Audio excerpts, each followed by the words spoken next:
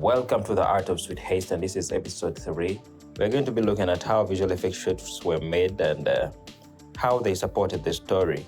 I ain't gonna be showing my face today because I'm pretty tired of making these. So I released a visual effects breakdown, and there is a link in the description if you want to separately watch that. And in number 1, we have the shot that is supposed to mimic the streets of Jinja. You might be wondering why Jinja for a scene that was shot in Luweero. Well, I'll tell you why. I've been in Jinja town once, now city, but I was stunned by the look of these old buildings. Now, the fact that I did not have money to get a license to film from there, I had to replicate that using CGI. I tracked the footage that I shot using Cinema 4D, modeled the assets using the same software, and I laid them out to create the street. I rendered them using Octane Render engine, saved them as EXR files.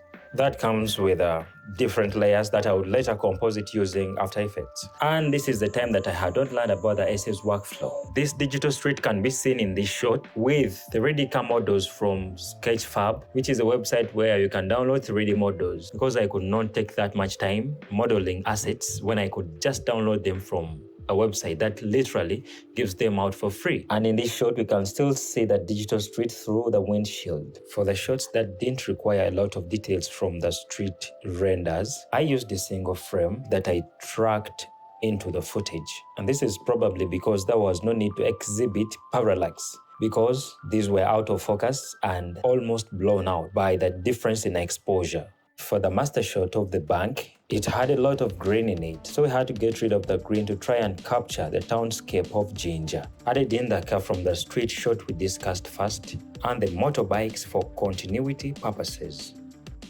And for shots like this, and this, all I had to do was to track in the same elements from the master shot, like this bank sign, and this wall, and that's enough of the exterior. Moving on to this shot where I added foreground elements like this monitor, which has to reflect whatever is in front of it, a globe, and the Ugandan flag. And this is how I achieved this. After tracking the footage, I modeled the window, and I set up a scene with a chair and a window in front of the screen so that it reflects a globe and some files on a desk, and also placed the flag beside the desk.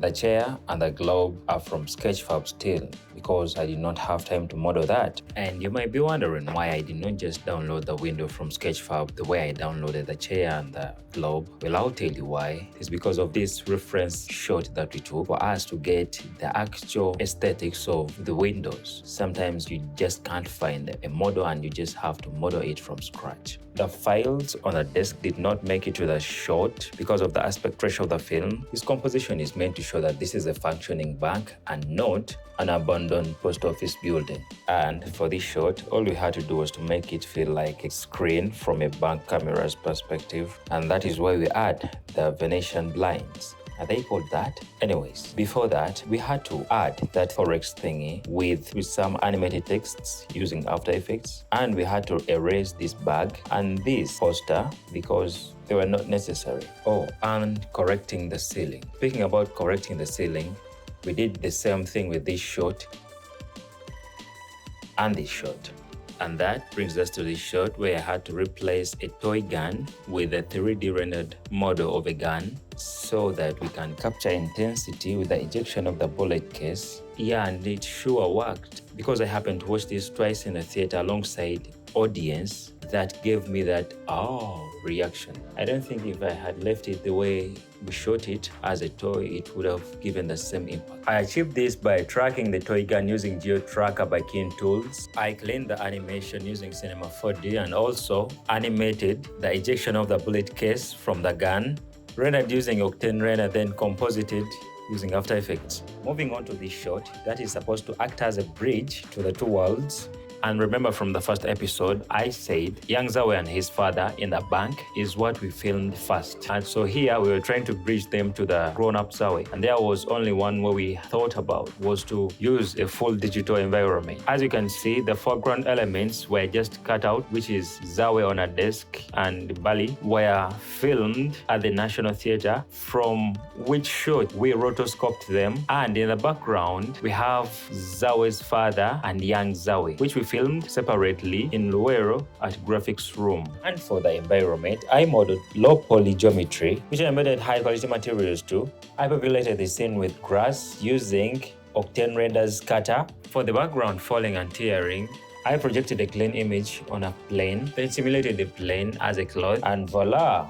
Final render image. Well, that's enough for the hybrid shots. Let's talk about the full CG scenes that we have. We have the train scene that is meant to capture what kind of movie that is being filmed in the studio lot. And this could have been way better. Since it was a movie within a movie, I did not want to push so hard to the realistic side of the scale, because I've seen cutaways that are made of stop motion animation and maybe my skills, but I know I could have done better. Yeah, how did we achieve this? Well, I first previewed the scene and I had a rough edit of the scene. Then afterwards, I went in to smoothen the animation and then add the details that I needed. I downloaded a train from Sketchfab still, 3D models of the people from Mixamo, except for the main guy. The main guy is using character creator, but the rest are from Mixamo. Then the animation too is from Mixamo. I was not yet good at character animation by that time,